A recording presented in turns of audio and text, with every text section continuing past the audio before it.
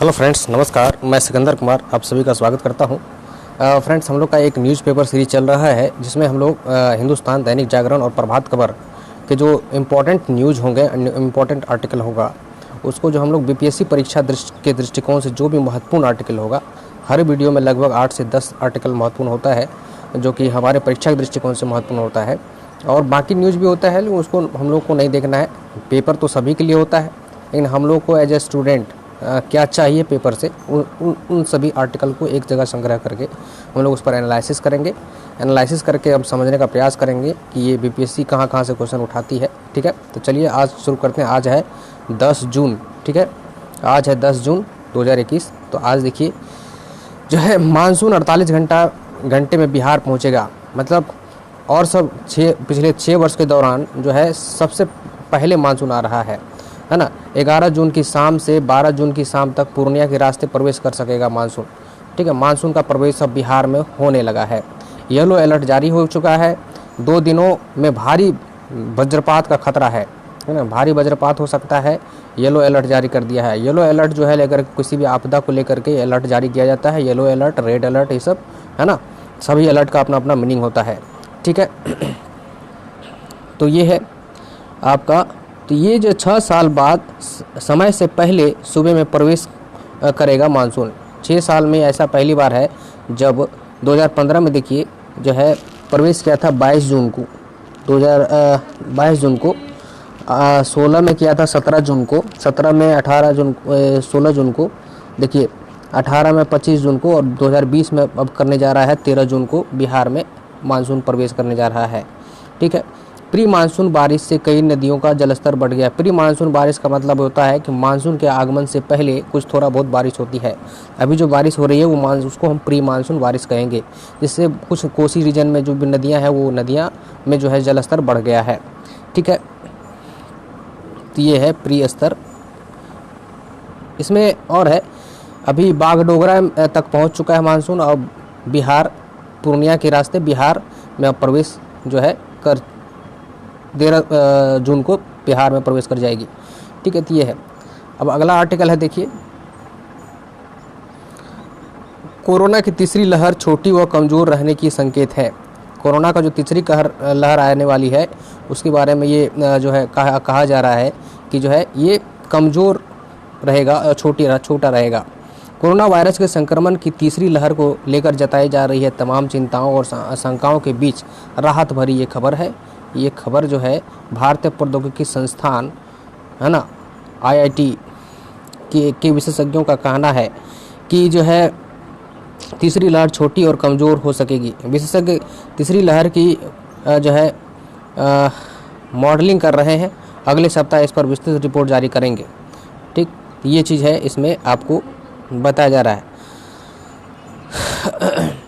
टीकाकरण में आ रही है तेज़ी, इसका जो है इस तीसरी लहर जो कमज़ोर बताया जा रहा है उसमें एक कारण ये भी बताया कि टीकाकरण में आ रही तेज़ी है ना, तेज़ी से टीकाकरण हो रहा है। संक्रमण में गिरावट, संक्रमण दर में गिरावट। देश में लगभग दूसरे दिन बुधवार को कोरोना के नए केस 1 लाख से नीचे 92,596 दर्ज किए गए। ठीक, तो ये चीज़ है, तो ये चीज़ भी बहुत सुखद खबर है। अगला देखिए, अगला आर्टिकल है रिपोर्ट। राज्य में कोरोना संक्रमण से अब तक 9375 मौतों की पुष्टि हो चुकी है।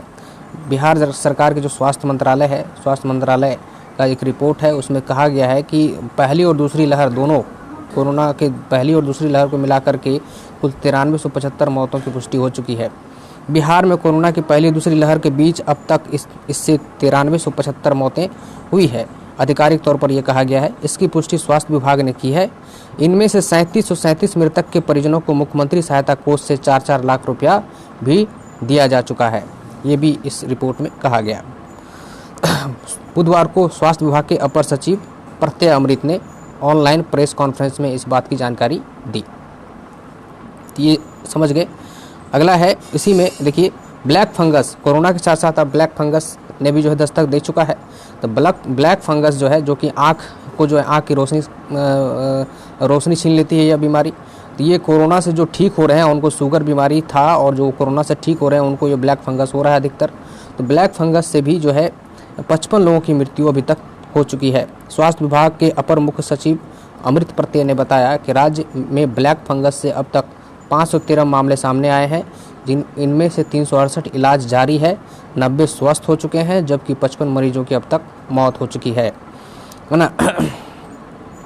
1700 वाइल एम्फीटेरेसिन की दवाएं मिला है ना, ये दवाएं भी दी जा रही है।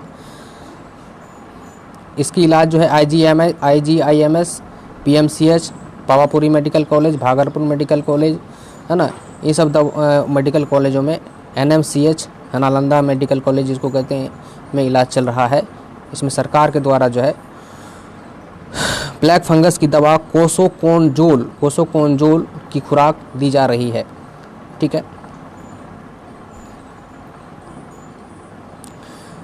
अगला आर्टिकल देखिए, टीका ट्रायल 50% बच्चों में मिली एंटीबॉडी। देखिए तीसरी लहर जो बताया जा रहा है बच्चों के लिए घातक बताया जा रहा है। बच्चों के लिए तो बच्चों पर जो है के लिए टीका बनाने के लिए उस पर टेस्ट होना ज़रूरी है ना। तो टेस्ट होने के लिए जो बच्चों को बुलाया गया पटना एम्स के वैक्सीन ट्रायल के लिए बच्चों को जो बुलाया गया, जितने भी बच्चों को बुलाया गया उसमें से 50% बच्चों में पहले से ऑलरेडी एंटीबॉडी पाया गया। अब जिस बच्चे में एंटीबॉडी पाया गया तो उसको जो है ये टेस्ट का टीका नहीं दिया गया। ठीक है, ट्रायल नहीं किया गया। एंटीबॉडी विकसित हो चुकी है। बच्चों की जांच के दौरान सीरो रिपोर्ट में इसका खुलासा हुआ। ठीक है, 12 से 18 साल के 27 बच्चों का वैक्सीन ट्रायल सोमवार को पूरा हुआ।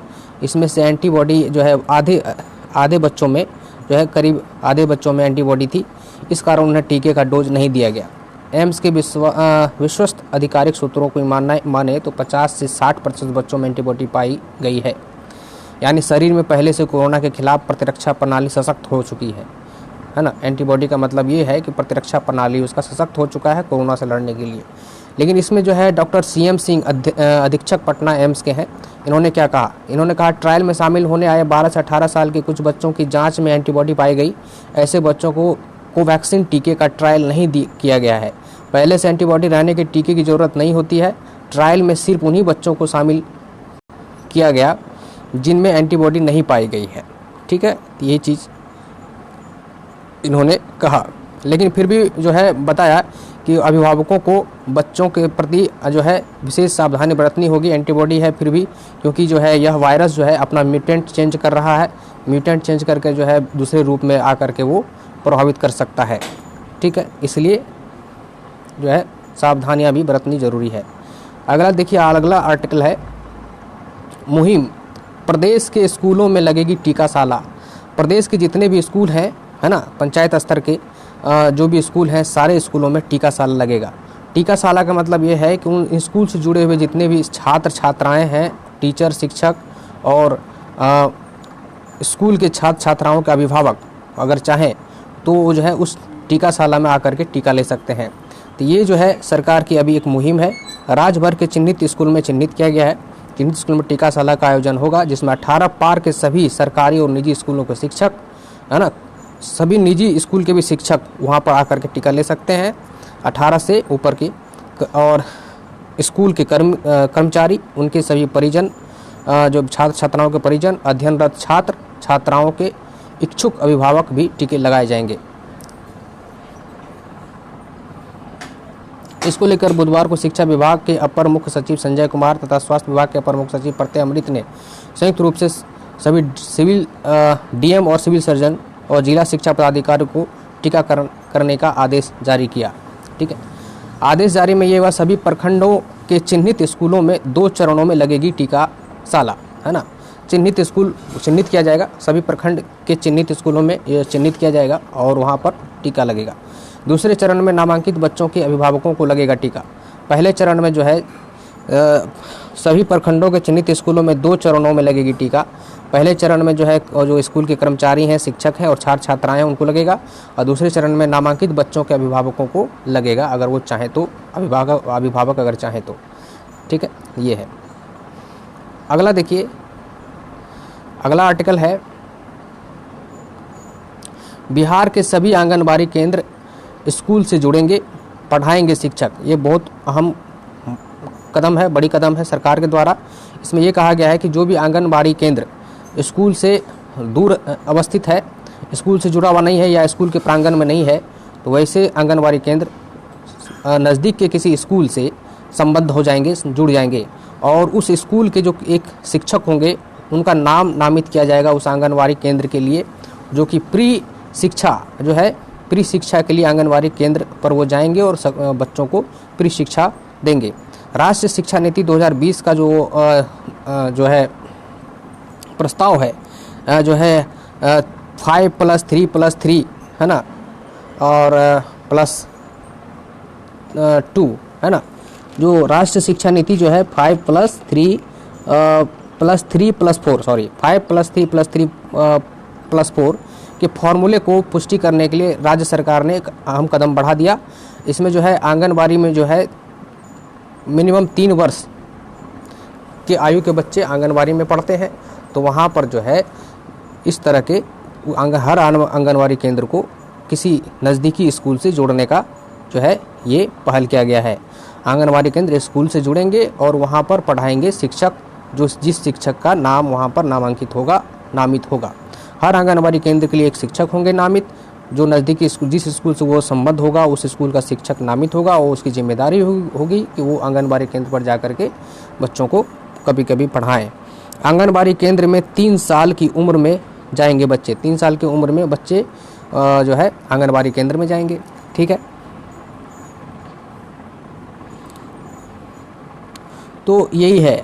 आदेश की प्रतिलिपि पदाधिकारियों को दे दी गई है, और इस पर जो है बिहार शिक्षा परियोजना परिषद के राज्य परियोजना निदेशक, ICDS निदेशक, जिलाधिकारियों, जिला शिक्षा पदाधिकारियों, ICDS के जिला कार्यक्रम, मतलब बच्चों को लेकर के, बच्चों की शिक्षा को लेकर के जितने भी विभाग, जितने भी अधिकारी, जितने भी ऑर्गेनाइजेशन काम करती है, सारे को जो है इस तरह का आदेश दे दिया गया है।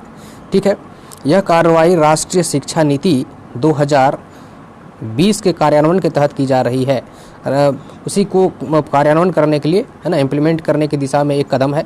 राष्ट्रीय शिक्षा नीति 2020 को इम्प्लीमेंट करने की दिशा में यह एक कदम होगा बिहार सरकार का। अब देखिए अगला है किसानों से संबंधित। और किसान चूँकि फसल उपजाते हैं तो उनका कीमत तय होता है, और वो जो फसल बेचते हैं तो उनसे उनको आमदनी होती है, तो उनका जो कीमत तय होता है कीमत आयोग के द्वारा जो है कीमत आयोग के द्वारा सिफारिश की जाती है, और उसके बाद जो है केंद्रीय मंत्रिमंडल जो है उसको कीमत को निर्धारित करता है, तय करता है ना। तो धान का न्यूनतम समर्थन मूल्य 1940 रुपया कुंटल हो गया। तो ये न्यूनतम समर्थन मूल्य होता है कि इस मूल्य से कम में कोई भी खरीदार नहीं खरीद सकेगा मार्केट में किसान से धान। ठीक है, किसी भी अनाज को न्यूनतम समर्थन मूल्य जब घोषित हो जाता है तो उससे नीचे की कीमत पर कोई भी व्यापारी किसानों से नहीं खरीदेगा। अगर इससे नीचे अगर बाज़ार में कीमत होता है तो वो किसान जो है सरकार को इस मिनिमम सपोर्ट प्राइस है ना, मिनिमम सपोर्ट प्राइस जिसको आप न्यूनतम समर्थन मूल्य कहते हैं, इस पर सरकार को बेच देगा, सरकार उसकी अनाज को खरीद लेगी न्यूनतम समर्थन मूल्य पर, है ना। प्रधानमंत्री की अध्यक्षता में हुई मंत्रिमंडल की बैठक में यह निर्णय लिया गया।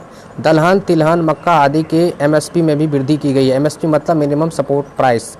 इससे किसानों के आय में आमदनी होगी। तो इसमें देखिए सरकार ने खरीफ फसल वर्ष 2021-22 के लिए सामान्य धान का न्यूनतम समर्थन मूल्य 72 रुपये बढ़ा दिया, 1940 रुपये प्रति क्विंटल करने की घोषणा की। पिछले बार के बनिस्पत इस बार 72 रुपये बढ़ाया है, जो कि अभी 1940 रुपये प्रति क्विंटल कर दिया गया है। गत वर्ष धान के MSP 1868 रुपये थी। ठीक है, तो बाजरे का MSP 2150 से बढ़ाकर 2250 रुपया कर दिया गया। ठीक है, ये देखिए, तो ये सब खरीफ फसल है। प्रधानमंत्री ने उनकी अध्यक्षता में बुधवार को हुई मंत्रिमंडल की बैठक में खरीफ फसलों में MSP बढ़ाने का निर्णय लिया गया। ठीक है, मंत्रिमंडल के द्वारा यह निर्णय लिया गया। ठीक है, सरकार ने दलहन, तिलहन, मक्का आदि फसलों के MSP में भी वृद्धि करने का फैसला किया है। रागी के MSP में देखिए 82 रुपये बढ़ा दिया गया पिछले बार के बनिस्पत, तो इस बार हो गया 3377 रुपये प्रति क्विंटल MSP। किसान इतने रुपये में बेच पाएंगे अपने अनाज को, है ना, रागी को। मक्के का 20 रुपये बढ़ा पिछले बार के बनिस्पत, तो 1870 रुपये जो है इस बार हो गया। अरहर 300 रुपये बढ़ा, मतलब 63 रुपये प्रति क्विंटल किया गया, मतलब पिछले बार जो है 6100 होगा। इसी तरह से मूंग की कीमत 7196 से बढ़ाकर 7275 रुपये क्विंटल कर दिया गया। तो इस तरह से जो है सोयाबीन का कीमत देख लीजिए, 3880 से बढ़ाकर 3950 रुपये जो है प्रति क्विंटल कर दिया गया। तो लगभग जितने भी खाद्य फसल है और खरीफ है उनमें जो है और कुछ उसको जो है MSP बढ़ाया गया है। अगला देखिए, अगला है जलवायु परिवर्तन से देश का GDP का आकार सिकुड़ा, है ना। मतलब जलवायु परिवर्तन जो क्लाइमेट चेंज हो रहा है वैश्विक स्तर पर, उसमें बहुत सारे देशों का आर्थिक क्रियाविधि प्रभावित हो रहा है। इसमें यह कहा जा रहा है कि इससे $3 अरब से भी ज़्यादा क्षति हुई है पिछले एक दशक में। पिछले 10 साल के दौरान जो है भारत की करीब $3 अरब की क्षति हुई है। 10% के करीब यह ऐसे खतरों से वैश्विक आर्थिक नुकसान का है ना। 10% नुकसान इसका आकलन किया गया ये है। जलवायु परिवर्तन से जुड़ी घटनाओं के कारण भारत में पिछले एक दशक में $3 अरब से भी ज़्यादा क्षति हुई है।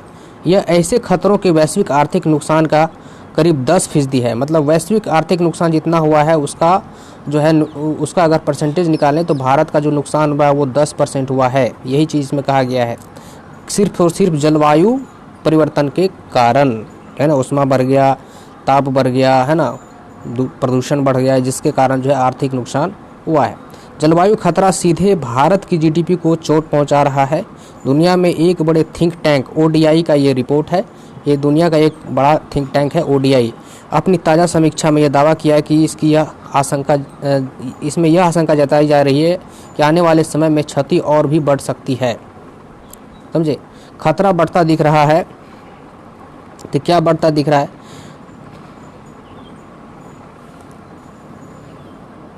देखिए इसमें जो है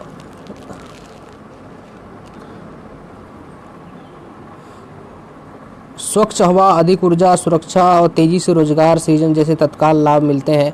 मतलब क्लाइमेट अगर सही रहता है तब। लेकिन आर्थिक नुकसान हुआ ये सब क्लाइमेट के चेंज होने के कारण, है ना। आर्थिक सुधार को बढ़ावा मिल सकता है जब इस पर कंट्रोल किया जाए। आर्थिक क्लाइमेट चेंजेज को तेज़ी से जो परिवर्तन हो रहा है उसको सुधार कर लिया जाए तो इतनी सारे चीज़ों में सुधार हो सकती है और हमारा जो इतना नुकसान हो रहा है वो बच सकता है। ठीक है, खतरा बढ़ता दिख रहा है। रिपोर्ट में चिंता जाहिर की गई है कि यदि विश्व के तापमान में सदी के अंत तक औसत वृद्धि यदि 3 डिग्री की होती है तो इससे भारत की GDP 90% तक कम हो सकती है। देखिए कितना बड़ा आहट है ये। अगर ये कह रहा है कि ये इस सदी के अंत तक अगर 3 डिग्री सेंटीग्रेड ताप हो गया, बढ़ गया, इंक्रीज हो गया, है ना, वैश्विक ताप का, तो उसमें जो भारत का GDP 90% तक कम हो सकती है। समझ रहे हैं? तो यही है, रिपोर्ट में चिंता जाहिर की गई कि दुनिया में जिस प्रकार जलवायु निष्क्रियता दिख रही है इससे यह खतरा बढ़ता हुआ दिख रहा है। रिपोर्ट में कहा गया कि जलवायु परिवर्तन की मार विकासशील देशों पर सर्वाधिक होगी। भारत इसका उदाहरण है। भारत चूँकि विकासशील देश है। 2020 में अम्फान चक्रवात ने 1.3 करोड़ लोगों को प्रभावित किया था। ये सब अम्फान, तूफान वगैरह जो ये सब आता है ये सब क्लाइमेट चेंज का ही तो परिणाम है। इससे भारी आर्थिक नुकसान होता है। तो यही सब चीज़ है, क्लाइमेट चेंज के कारण जो भी घटनाएं होती है वो जलवायु परिवर्तन के कारण हुई आर्थिक नुकसान की गिनती में ही आता है। तो भारी कीमत चुकानी पड़ेगी, है ना। ODI के विशेषज्ञों ने बताया कि जलवायु परिवर्तन की लागतों को महसूस कर रहा है और 2020 में कई शहरों में 48 डिग्री सेल्सियस से अधिक तापमान दर्ज किया गया। साल के कम से कम 1 महीने के लिए 1 अरब लोगों को गंभीर पानी की कमी का सामना करना पड़ा। सब ये क्लाइमेट चेंज के कारण ही हो रहा है। तो ये सब जो कमियां हो रही है ये आर्थिक नुकसान ही तो है। तापमान वृद्धि को 1.5 डिग्री सेल्सियस तक सीमित करने के लिए उत्सर्जन में कटौती करने के लिए पर्याप्त कार्रवाई नहीं की गई है। भारी कीमत चुकानी पड़ेगी। पेरिस समझौता जो हुआ था इसी तरह का, तापमान में परिवर्तन कम करने के उद्देश्य से, लेकिन उसमें कुछ तो, है ना, परिवर्तन होता नज़र नहीं आ रहा है। कोई भी देश उसको अमल नहीं कर रहा है। देखिए एक वर्ल्ड रैंकिंग रिपोर्ट है विश्वविद्यालयों का, QS वर्ल्ड रैंकिंग रिपोर्ट, जिसमें जो है पूरे विश्व के विश्वविद्यालयों को रैंकिंग किया जाता है। उसमें से अपना भारत का भी कुछ विश्वविद्यालय और इंस्टीट्यूट, नेशनल लेवल का इंस्टीट्यूट को उसमें शामिल किया जाता है। इसमें जो है QS वर्ल्ड रैंकिंग में शीर्ष 200 में 3 भारतीय संस्थान आए, 200 में आए, है ना, शीर्ष 200 में आए। लेकिन मोस्ट 100 में नहीं आ पाया कोई भी इंस्टीट्यूट। तो QS वर्ल्ड यूनिवर्सिटी रैंकिंग 2020 है ना, ये एक क्वेश्चन बन सकता है करंट अफेयर्स का। QS जो है आपका QS world university ranking 2022। QS का मतलब होता है क्वेक्युरेली सिमॉन्स, है ना। ये एक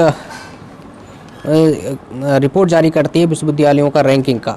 इनमें IIT बॉम्बे, IIT दिल्ली और IISc बेंगलुरु शामिल है। भारत का जो शीर्ष 200 में जो 3 इंस्टीट्यूट शामिल है ना, शीर्ष 200 में। और भी आगे रैंक देखिएगा तो और भी इंस्टीट्यूट सब भारत का शामिल है, लेकिन शीर्ष 200 में मोस्ट 200 में मात्र 3 इंस्टीट्यूट भारत का शामिल है, IIT बॉम्बे, IIT दिल्ली और IISc बेंगलुरु। ठीक है जी। शिक्षा मंत्री रमेश पोखरियाल निशंक ने कहा कि यह देश के लिए खुशी एवं गर्व का विषय है। कुल 22 भारतीय विश्वविद्यालय ने शीर्ष 1000 में जगह बनाया। मतलब मोस्ट 1000 यूनिवर्सिटी में, पूरे वर्ल्ड के मोस्ट 1000 यूनिवर्सिटी में 22 भारतीय विश्वविद्यालय ने अपना जगह बनाया, लेकिन मोस्ट 200 में 3 इंस्टीट्यूट जो है IIT बॉम्बे, IIT दिल्ली और IISc बेंगलुरु ने जगह बनाया। ये रैंकिंग के 18वें संस्करण के अनुसार IIT बॉम्बे लगातार चौथे साल भारत के शीर्ष इंस्टीट्यूट हो गए। भारत का तो शीर्ष हो गया ना, ये वर्ल्ड में भले 177वें नंबर पर है ना। वर्ल्ड में अगर बात करें 177वें नंबर पर है ये। IIT दिल्ली भारत का दूसरा सर्वश्रेष्ठ विश्वविद्यालय हुआ, लेकिन ये अगर वर्ल्ड में बात करें तो 193वें नंबर पर हुआ। ठीक है, ये चीज़ हो गया। इस बार जो है JNU भी इस रैंकिंग में आया है, JNU जवाहरलाल नेहरू यूनिवर्सिटी, लेकिन वो जो आया है मोस्ट 600 के अंदर आया है ना, शीर्ष 600 के अंदर में आया है जो है JNU। तो इस बार पहली बार JNU जो है जवाहरलाल नेहरू विश्वविद्यालय भी इसमें आया है, ठीक, इस रैंकिंग में। बस अगला आर्टिकल देखिए, भारत थाईलैंड का नौसैनिक अभ्यास। भारत और थाईलैंड के बीच में एक नौसैनिक अभ्यास हुआ। भारत और थाईलैंड की नौसेनाओं ने हिंद महासागर क्षेत्र में चीन की बढ़ती मौजूदगी को लेकर चिंता को जताते हुए और उसको ध्यान में रखते हुए, चिंता को ध्यान में रखते हुए जो है अंडमान सागर में, अंडमान निकोबार के आसपास का जो सागर उसको अंडमान सागर कहते हैं, तो अंडमान सागर में 3 दिन की समन्वित निगरानी अभ्यास बुधवार को शुरू किया गया, है ना। इंटीग्रेटेड निगरानी अभ्यास शुरू किया गया, दोनों जो है थाईलैंड और इंडिया का नौसैनिक मिल करके। तो अधिकारियों ने बताया कि भारतीय नौसेना का अपतटीय गश्ती जहाज INS सरयू और थाईलैंड का जहाज क्राबी, है ना। भारतीय नौसैनिक जहाज था सरयू और थाईलैंड का जहाज था क्राबी। दोनों नौसेनाओं के डॉर्नियर समुद्री गश्ती विमान के साथ भारत थाईलैंड समन्वित निगरानी कॉर्पेट के 31वें संस्करण में भाग ले रहा है। ये संस्करण होता है लगभग साल में 2 ठो हो जाता है थाईलैंड और इंडिया के बीच में। तो थाईलैंड समन्वित निगरानी कॉर्पेट का ये 31वें संस्करण था, जिसमें भारत के नौसैनिक ने भी भाग लिया। भारत का सरयू, है ना, जहाज के माध्यम से। तो आज का ये कुछ महत्वपूर्ण आर्टिकल था जो कि परीक्षा के दृष्टिकोण से महत्वपूर्ण है। ये सब ठीक है, थैंक यू, धन्यवाद।